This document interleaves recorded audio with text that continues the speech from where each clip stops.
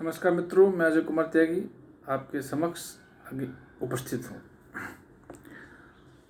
आज हम बात करने जा रहे हैं फिलिस्तीन और इजराइल के बीच हुए घमासान युद्ध के बारे में।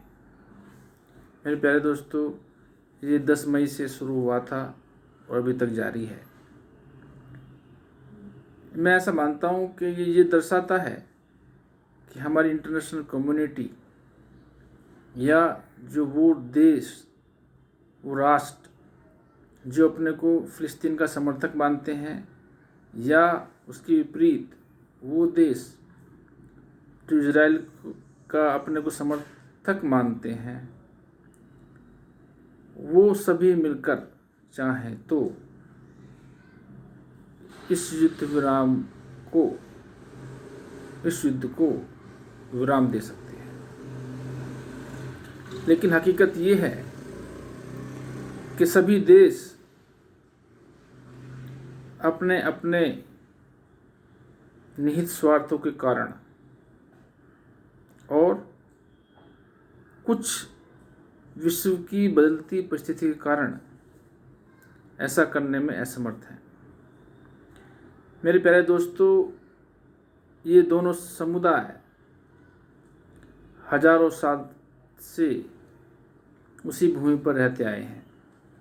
हालांकि समय समय पर इनमें कॉन्फ्लिक्ट होते रहे, सुधार भी होता रहा, लेकिन हकीकत ये है जो ये भूमि है यरूशलेम,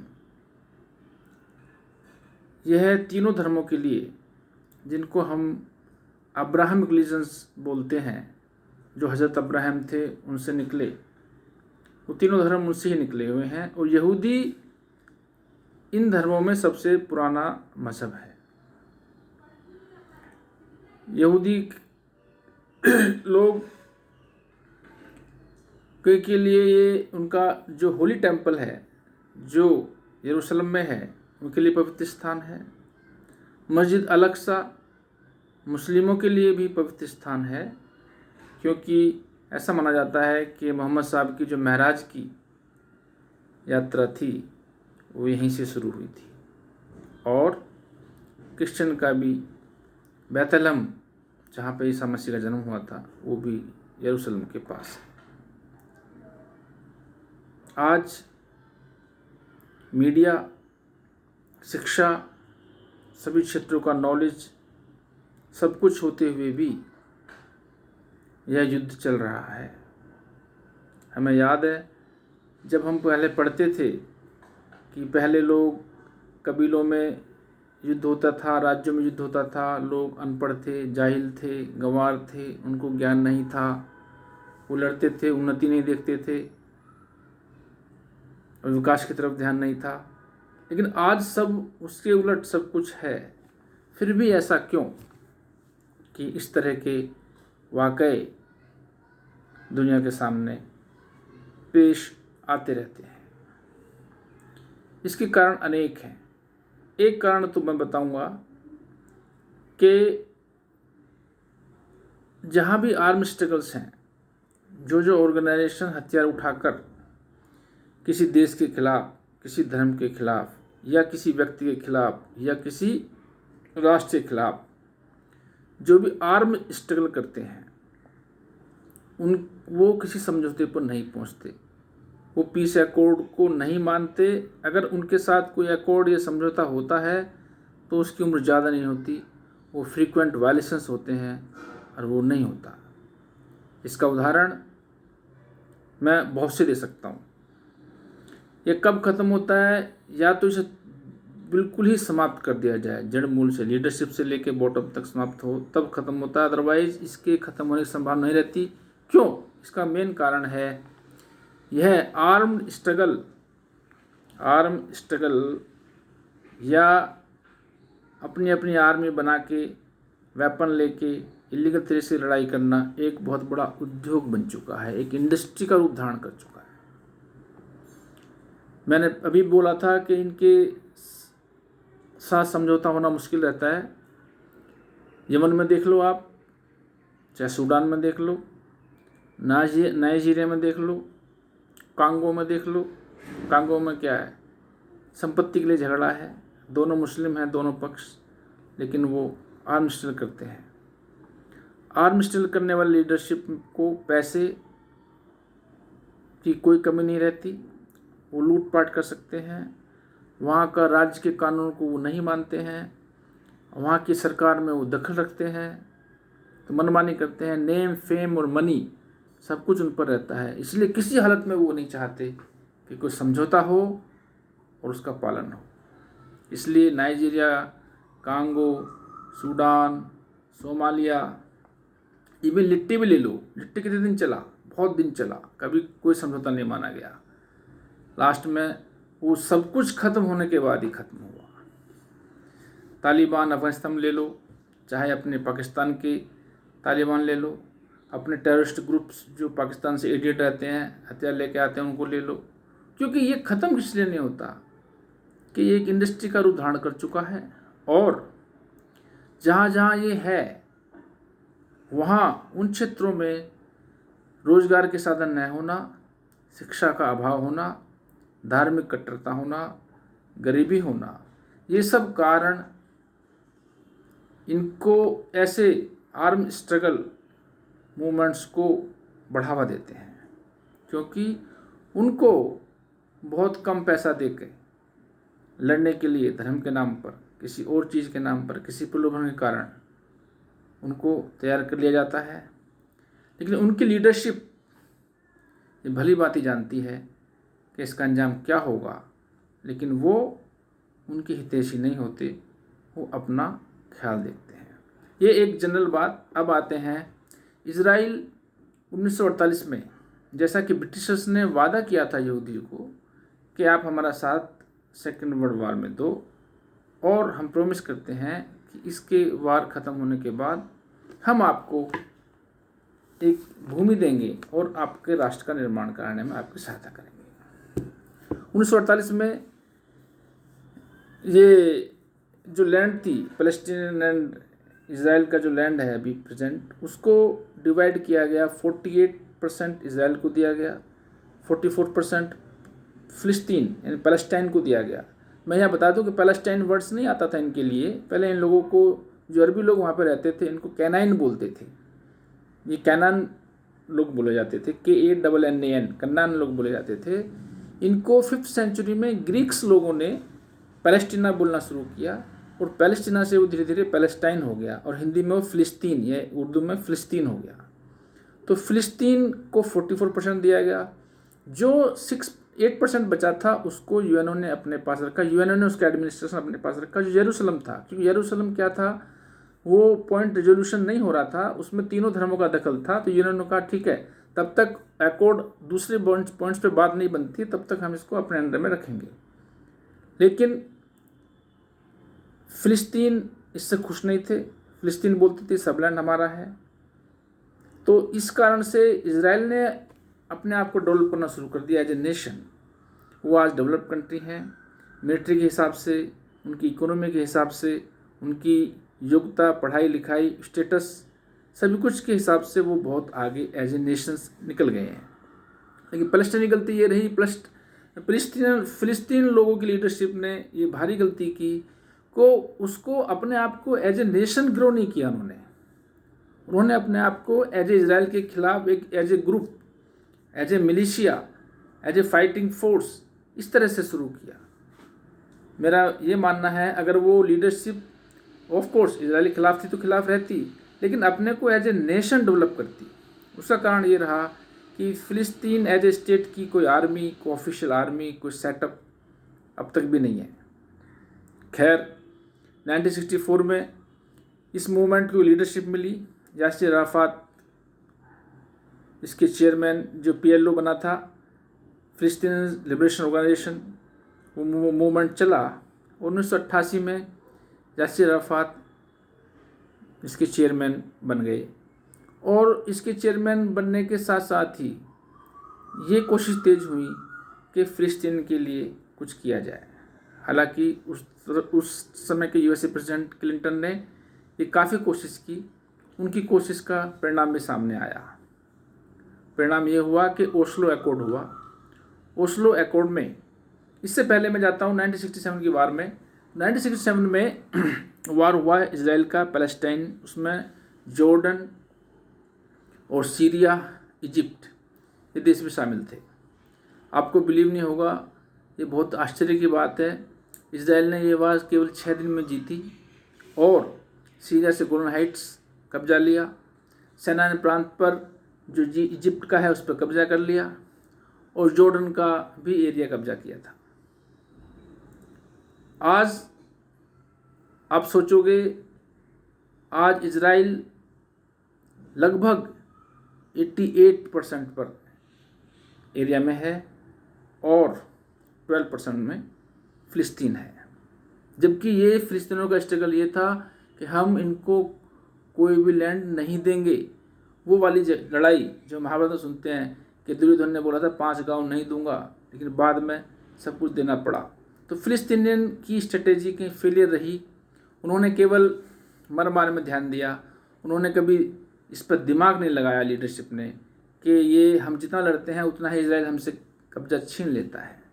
खैर एनी हाउ 93 में फर्स्ट ओस्लो अकॉर्ड हुआ, जिस प्रेसिडेंट क्लिंटन की उपस्थिति में, उसमें रशिया भी एक ने भूमिका निभाई थी हालांकि, और इजराइल और PLO यासर अराफात के बीच अकॉर्ड हुआ। अकॉर्ड में क्या हुआ, ये इजराइल तैयार हो गया गाजा स्ट्रिप से अपनी सेना बाहर निकालने के लिए। पहले गाजा स्ट्रिप पर भी इजराइल का कब्जा था 93 से पहले, और वेस्ट बैंक से भी अपनी फोर्सेस को बाहर निकालने में इजराइल एग्री हो गया। और इजराइल को एज ए स्टेट मान लिया जाए, वो भी PLO ने उसको सॉफ्ट स्टैंड रखा, उसके ऊपर माना तो नहीं, सॉफ्ट स्टैंड रखा। और इजराइल ने भी पैलेस्टाइन को एज ए स्टेट नहीं माना। हालांकि कुछ दिन शांति रही। फिर 95 में फिर इजिप्ट में ओस्लो सेकंड हुआ समझौता, उसमें कुछ और ऑटोनॉमी इनको दी गई, इनको अधिकार दिया गया पैलेस्टाइन को कि वो अपने एडमिनिस्ट्रेटिव कंट्रोल वेस्टलैंड और गाजा स्ट्रिप में रख सकते हैं। सेटलमेंट का भी झगड़ा था, वो भी चलता रहा, लेकिन उसमें अकॉर्ड में ये था कि जो कंट्रोवर्शियल पॉइंट्स हैं वो अभी नहीं रखे जाएंगे, with in 5 to 6 years again resolve कर लिए जाएंगे। लेकिन ओस्लो एक इनिशिएटिव था, एक स्टार्टिंग पॉइंट था, हो गया। लेकिन उसके बाद भी PLO यासिर अराफात की मृत्यु के बाद PLO की लीडरशिप वीक हो गई।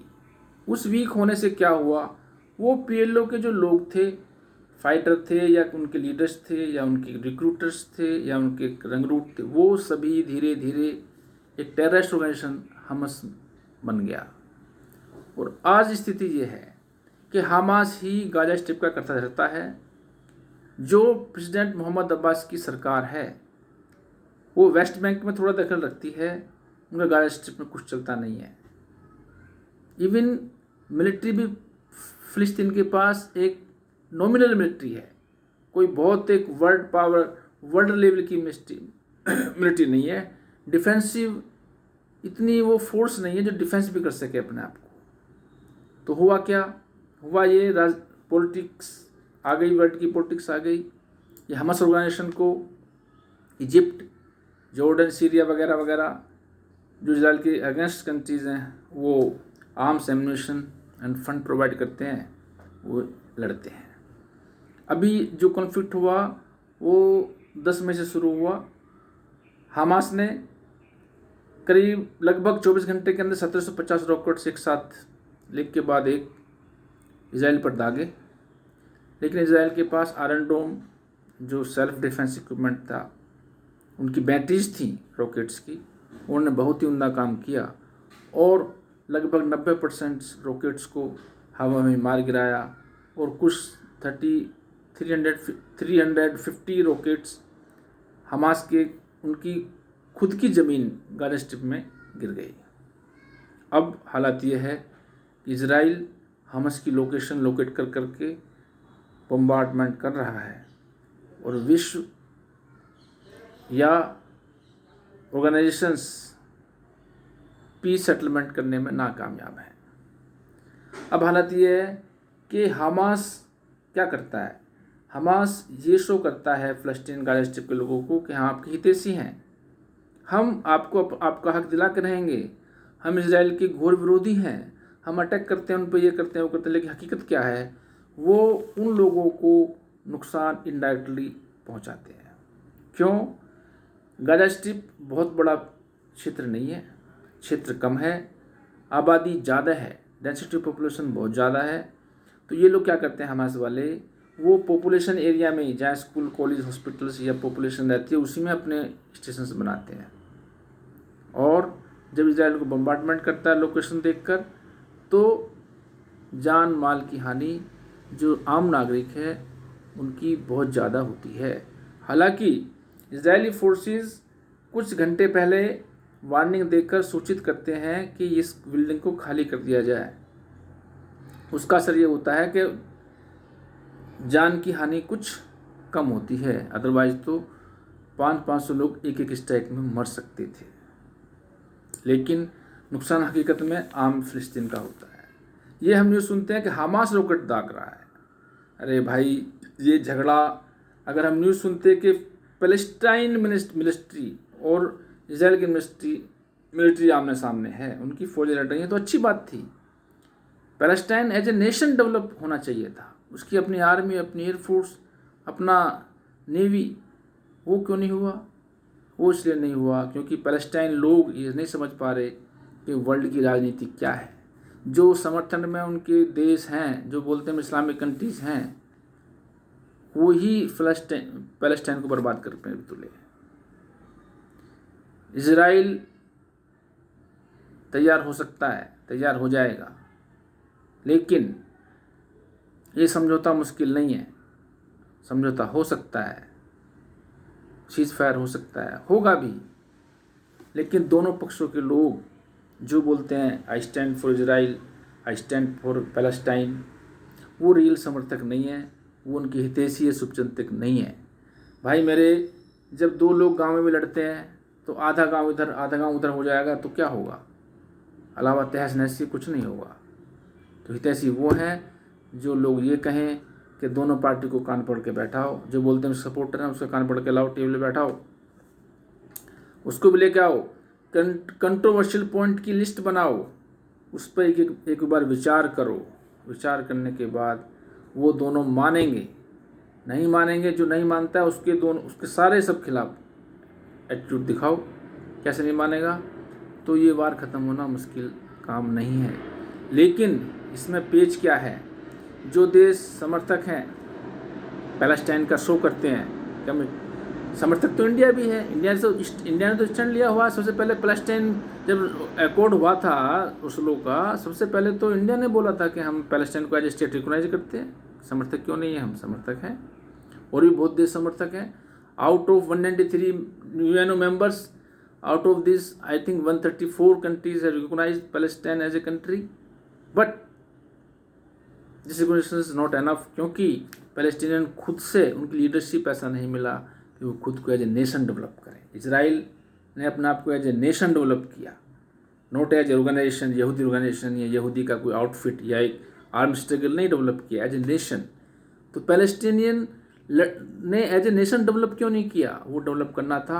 वो पैलेस्टीन को समझना चाहिए हमास से छुटकारा मिलने के बाद स्ट्रॉन्ग लीडरशिप आनी चाहिए, जिसकी अपनी मिलिट्री, अपनी डिफेंस, अपनी एयरफोर्स, अपनी नेवी हो, भले वो कम हो, लेकिन उसका एक डिफेंस सिस्टम होना चाहिए एज ए कंट्री, तो उसकी आवाज़ ज़्यादा सुनी जाएगी।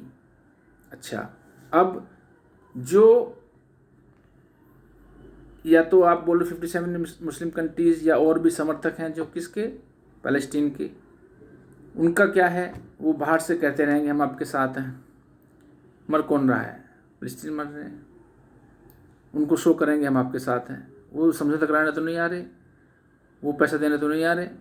तो फिर जो इजराइल के साथ हैं, कुछ कंट्रीज, सब नहीं, जो इजराइल को सपोर्ट कर रहे हैं, उनके हथियार बिक रहे हैं, टेक्नोलॉजी बिकेगी, उनकी ट्रेड चलेगी और उनकी लीडरशिप निखर के सामने आएगी, वर्ल्ड लीडर बनेंगे। समझौता करेंगे तो उनके बिना नहीं होगा, कुछ और अकॉर्ड करेंगे तो कुछ नहीं हो सकता है। इसका मतलब क्या है? समझना चाहिए पॉलिटिक्स कहाँ है। ये रिलीजियस ग्राउंड पर ले जाते हैं लोग, ले सकते हैं, मुस्लिम्स हैं, यहूदी हैं, ये हकीकत भी है, लेकिन केवल यही एक कारण नहीं है, यह कारण हो सकता है बहुत से कारणों में से। कारण ये प्रॉपर्टी का, क्षेत्र का डिवाइडेशन और उनके अधिकार का हनन या मांग का है। आप रिलीजियस की बात कर रहे हैं, मैं कह रहा हूँ सगे भाई में झगड़ा होता है बंटवारे के ऊपर, प्रॉपर्टी के ऊपर, तो वो दिखता नहीं आपको? तब कहा जाता है आपका मुसलमान भाई से नहीं लड़ता, हिंदू भाई से नहीं लड़ता, फिर तब रिलीजियस थ्योरी कहाँ जाती है। शर्म की बात यह है, आज ऐसा माहौल पूरे विश्व का, हालांकि हकीकत में वो ऐसा नहीं होता है, जो उसको रिलीजियस ग्राउंड दिया जाता है। क्यों? To get the support. और वो सपोर्ट कैसी होती है? वो सपोर्ट खोखली होती है, खाली लड़ाने के लिए होती है, अपने हितों के लिए होती है, उसमें कोई दम नहीं होता है। लेकिन लोग उसके झांसे में फंस जाते हैं, उसके झांसे में आ जाते हैं। तो मेरा कहना क्या है, इज़राइल, भारत के संबंध इज़राइल से और फ़िलिस्तीन से, दोनों से अच्छे संबंध हैं। हम दोनों देशों को रिकॉग्नाइज भी करते हैं, दोनों देशों के साथ डिप्लोमेटिक रिलेशनशिप भी है, ट्रेड भी है। ये कोई रिलीजियस मैटर नहीं है। दूसरा, ये चीज़ आगे जाके, क्योंकि वो ज़माना ख़त्म हो गया जब देश 5 लाख 2 लाख की जनसंख्या वाले भी देश हो सकते हैं। वेटिकन सिटी है इटली में, कितने लोग हैं? मुट्ठी भर लोगों के देश हो सकते हैं। न्यूजीलैंड ही 50 लाख का एक पूरा कंट्री है, उसके पास एयरफोर्स है, नेवी है, आर्मी है। तो पैलेस्टाइन भी 50 लाख प्लस का कंट्री है, तो उसके पास क्यों नहीं है? इसलिए नहीं है क्योंकि हमास नहीं चाहता वहाँ की मिलिट्री, वो चाहते हैं अपना प्रभुत्व जमाना। तो करना ये चाहिए, इन जो 57 countries those are advocating that we are with Palestine, उनके शुभचिंतक हैं, गुड विशर्स हैं, तो सबसे पहले करना चाहिए उनको, वो वहाँ की गवर्नमेंट को मजबूत करें, वहाँ अपने ट्रेनिंग दें, उनको इक्विपमेंट्स दें, मिलिट्रीली मजबूत करें, एक कंट्री की जो डिफेंसिव फोर्स होती है उसको क्रिएट करें, और इस ऑर्गेनाइजेशन का इसको बिल्कुल ख़त्म कर दें। तब जाके वो नेशनल वाली बात आएगी। यही कारण है इजराइल का और फ़लस्तीन का, जहाँ तक मिलिट्री का सवाल है, कोई तुलना नहीं है। कोई ऑर्गेनाइजेशन है, वो थोड़े बहुत रॉकेट छोड़ सका है, वो भी इसका कारण ये है, वो इजिप्ट से लगा हुआ सानिया प्रांत है, वो सब लगा हुआ है, तो वहाँ से ये कुछ कंट्रीज हैं जो उसको हेल्प करते रहते हैं, अपना इस्तेमाल भी करते हैं उनका, उग्रवादियों का वो भी इस्तेमाल उनका करते हैं।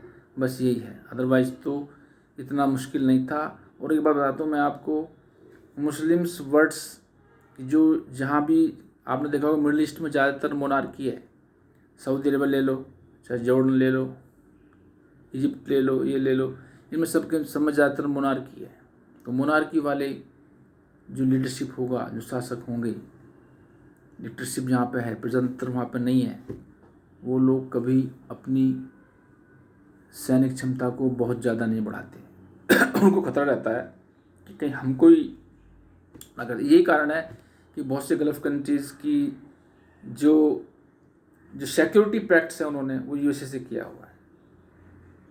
क्यों? टू सेफगार्ड देयर पोजीशंस, कि भाई हमेशा वो ही राजा रहेंगे। तो अगर उनकी मिलिट्री उनकी छोटी मोटी कुछ उनके खिलाफ कूप भी करती है, कुछ कदम उठाती है, तो यूएस से पैक्ट किया हुआ है साहब, वाकई उसे दबा देंगे। तो ये बहुत बड़ी राजनीति है।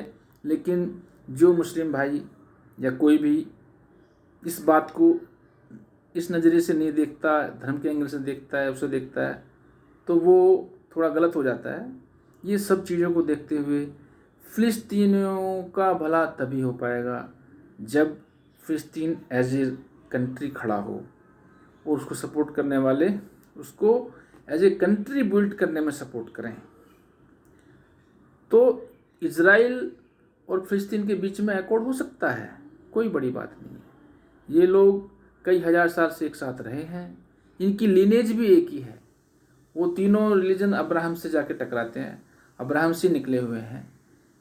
तो ये तो कॉन्फ्लिक्ट होते होते इतना विवाद होते होते आगे बढ़ चुका है। तो ये मेरा कहना ये है कि हम लोग या कोई भी जो डिस्कशन करते हैं where the two countries are fighting and they are fighting for the rights, for the land or for their own people's benefits, ऐसा सोच के डिस्कस करना चाहिए। ये नहीं वो यहूदी है, वो ये है, वो है। इज़राइल अभी मुस्लिम कंट्रीज़ में जगह जगह इज़राइल ने जो बम्बार्डमेंट किया है या कुछ किया है वो हमस के ऊपर, तो उन्होंने बहुत ज़्यादा स्टैंड लिया है कि हमने ये मुस्लिम्स ये हो रहा है, वो हो रहा है। अरे भाई तुम क्या सपोर्ट कर रहे हो? आप फिलिस्तीन के ऊपर बस बम बरस रहा, आप वहाँ पे हो क्या? आप नहीं हो। आप जितनी हेटेड लाएंगे, जितना टू कम्युनिटी बीच में हेटेड होगा उतना ही नुकसान होगा, उसको कोई फ़ायदा हो। अब क्या ये वार बंद हो सकता है? 100% हो सकता है। क्यों नहीं हो सकता है? कोई बड़ी चीज़ है क्या? अरे भाई, अगर गांव में ताकत है, पड़ोसी में ताकत है, कुटुंब में ताकत है, तो दो भाई या दो पड़ोसी लड़ रहे हैं, उनको अलग करके खींच के और कान पकड़ के बैठा दोगे तो फिर समझौता नहीं हो जाएगा क्या? समझौता कब नहीं होता है? समझौते देखा होगा आपने, अब नहीं हो रहे हैं गांव में, फैसले नहीं हो रहे। अब क्यों नहीं हो रहे? कोई चाहता ही नहीं करवाना। सबकी पॉलिटिक्स है कि इसका जहर निकल जाएगा, उसका जहर निकल जाएगा, इसका। ऐसी ही सेम स्थिति कंट्रीज में है। तो समझौते तो 1 घंटे में हो जाते हैं। लेकिन सवाल ये है, जो फिलिस्तीन की तरफदारी कर रहे हैं ना वो चाहते, और जो इजराइल की तरफदारी कर रहे हैं ना वो चाहते। अगर थोड़ा भी दोनों तरफ से चाहें तो ये सीज फायर हो जाएगा, होगा भी, लेकिन कीमत चुकाने के बाद। अब बच्चे, महिलाएं, आम नागरिक दोनों तरफ के ही मर रहे हैं। कम या ज़्यादा का असर हो सकता है, लेकिन भय दोनों तरफ है।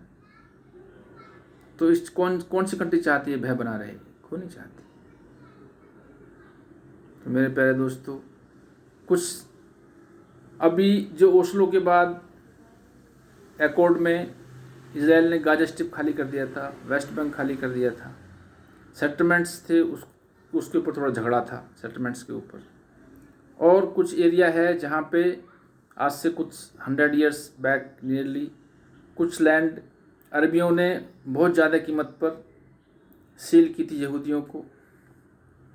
लेकिन यहूदियों ने सील की थी यहूदियों को, उसमें बाद में जब झगड़े के दौरान ही सेटलमेंट के ऊपर झगड़ा था, कुछ अरबियों ने मकान बना लिए थे उसके ऊपर ज़बरदस्ती। अब वो सुप्रीम कोर्ट में केस था, वहाँ के सुप्रीम कोर्ट ने ये नोटिस दिया है उनको कि ये खाली करो, यहूदी की ज़मीन है, आपने इसे बेचा हुआ है।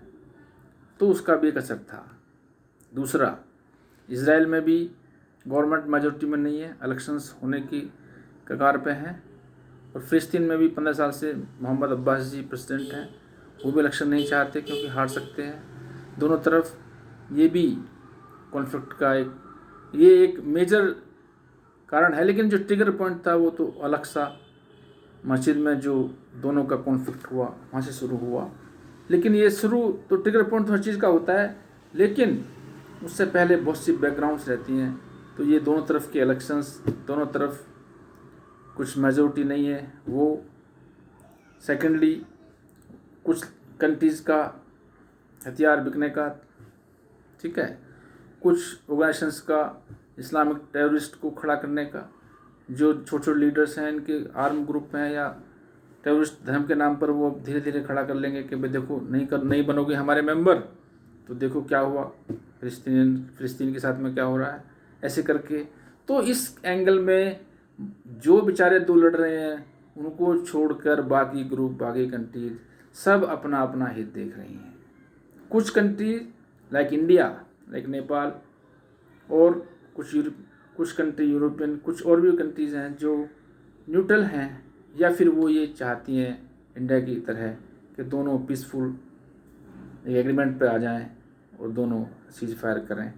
और दोनों, बिकॉज इंडिया का स्टैंड यही है हमेशा से कि ये दोनों की लैंड है और दोनों स्टेट्स को हम रिकॉग्नाइज करते हैं। इस उम्मीद के साथ कि जल्दी ही ये कॉन्फ्लिक्ट ख़त्म हो जाए और कुछ इसका सोल्यूशन या समाधान निकल आए, तो मैं आपसे इजाज़त चाहूँगा नमस्कार।